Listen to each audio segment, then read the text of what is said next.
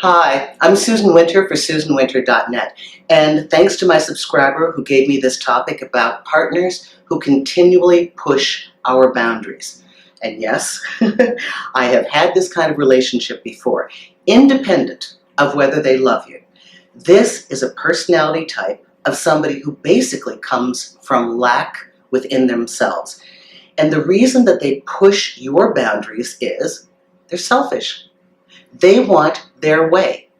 And how you're feeling is of less consequence than how they're feeling. And the funny thing about partners that push your boundaries, if you really examine it, it's not for a big issue. Like, I want to have children, when are we going to have them? I want a better life for us, when are we going to save for a mortgage?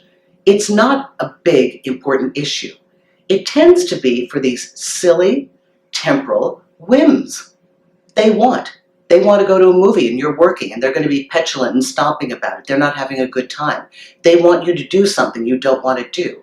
They're pushing your boundaries for their joy, their convenience. Now, don't get me wrong, there are people who love and are like this. We have friends in the past that have done this to us. I've had a friend I had to get away from, continually pushing, inserting themselves, trying to get me to do what they wanted to do because I was the conduit to them being able to do it.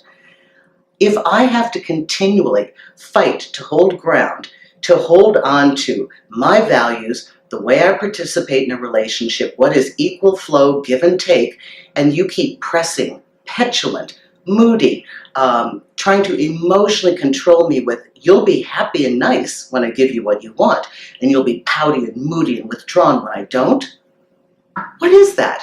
That's not a relationship. You're not with an adult. First of all, you're with a child, a petulant child who is having a continual temper tantrum to have it the way they want it. I personally do not have time for that. I've had it up to here with anybody that is like that. If you are in that kind of relationship, this isn't something that's good for you. Okay, it can be used to get you firm on what your boundaries are. Use it as a learning experience and learn that I'm not going to do that again, nor do I want to be with people that make me have to be like that again, because they're not bringing out the best in you. It is, at its basis, emotional manipulation for personal gain that has nothing to do with your feelings. The viewer wanted to know, how far do you compromise?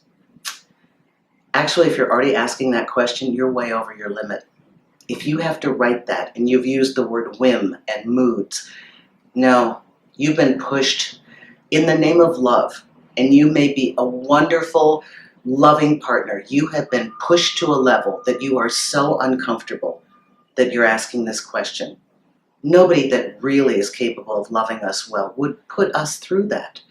Somebody who is healthy, in right order, and grounded, and has something to really offer us as a partner would never have us struggling to get our own oxygen and to get our own footing again.